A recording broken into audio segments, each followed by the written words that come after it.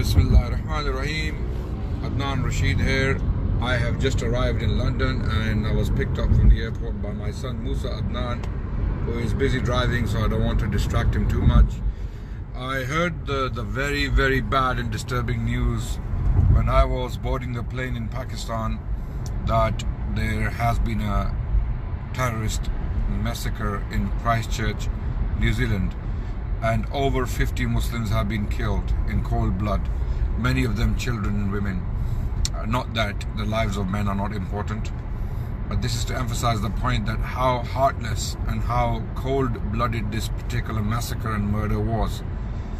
I want to talk about the causes, which I have been talking about for a very long time. The cause is hate. If I was to use one particular word to describe the cause of what took place in Christchurch, that one word is hate. Hate pumped into the minds of people in the West by Western politicians as well as the media. Extremism doesn't have a religion. It doesn't have a particular ideology. Rather, if you look at all extremists and terrorists who kill innocent people, they share traits. They have very similar traits, and these traits are filled with hatred, no remorse, no mercy. Like this particular gunman, when I saw him shooting a woman on the floor in the head when she was asking for help, this showed me that this particular terrorist has many things similar to those terrorists who commit atrocities elsewhere. So the point I'm making, brothers and sisters, dear friends, ladies and gentlemen, that Islamophobia must be banned around the globe. It is no longer a matter of freedom of speech as it is put forward. It is a matter of life and death. It is now an existential question for Muslims around the world. Islamophobia has caused real damage to global peace. Muslims are being demonized as well as dehumanized around the world. That's why you see massacres in Burma. That's why you see massacres in places like Christchurch. That's why you see massacres in other places around the world where Muslim blood has become cheap because of cheap politics in the West. Some politicians who have some hidden funders who are receiving this money from different sources to spew hatred against Muslims. People like Tommy Robinson are still free. People like Sam Harris are considered intellectuals. People like Richard Dawkins, who spew hatred against Muslims on Twitter, are considered scholars. Islamophobia has been normalized. It has been given respect. It has been considered legitimate criticism of Muslims and Islam. That's why you see massacres like this. So we are no longer living in a civilized world, unfortunately. It is a misconception to think that we are living in a civilized world. No, we're not. Just wearing suits, speaking eloquent English, having sophisticated stages and offices and studios doesn't make you civilized. What makes you civilized is what you are saying, what you are putting out for public to follow. And what we see on Western media in general is Islamophobia. Hate against Muslims has been accepted, unfortunately. Now, don't make any mistakes. There are thousands of people out there who actually sympathize with this attacker.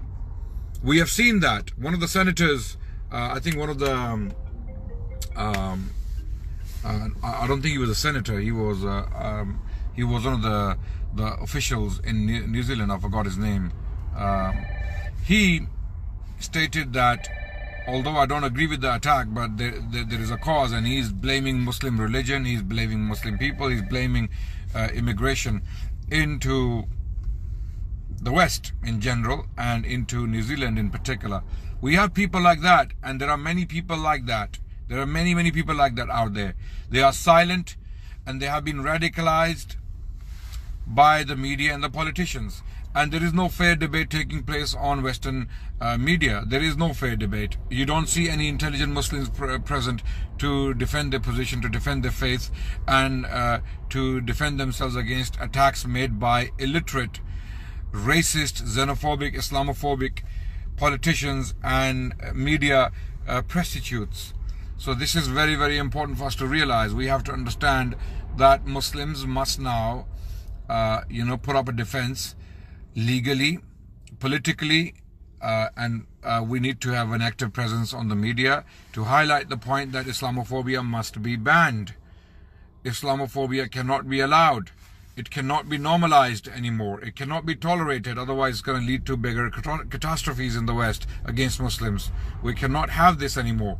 The governments cannot be tolerating people like Tommy Robinson. He's roaming the streets. If he was a Muslim and he was saying the same thing against some people on these issues,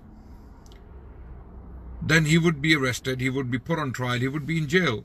Tommy Robinson, people like him, Sam Harris, others like him, who are spewing hatred, who are pumping hatred against Muslims, are still free. So we need to think about this. We need to advise the government. We need to talk to the government in Britain, in the US, in Australia, in Canada, in the West in general, and let them know that this is not acceptable. This is not going to be tolerated anymore. We cannot have more deaths of innocent people, whether they are Muslim or non-Muslim. We sympathize with all victims.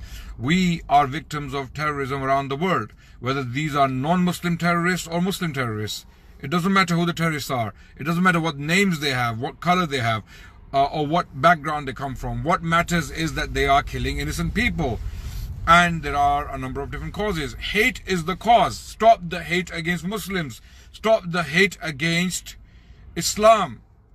Islam is a force for good in the world. Islam has done great things. There is an Islamic civilization. We stand for that. We cherish that. We love it. We uphold it. We will be Muslims until the day we die. We ask God to take us as Muslims. We will never abandon Islam. Despite all the hate, all the criticism in the mouths of all these paid prostitutes or politicians. We will not abandon Islam. We will not let go of Islam. Islam is beautiful. We love it. So this has to stop. We have to now become sane.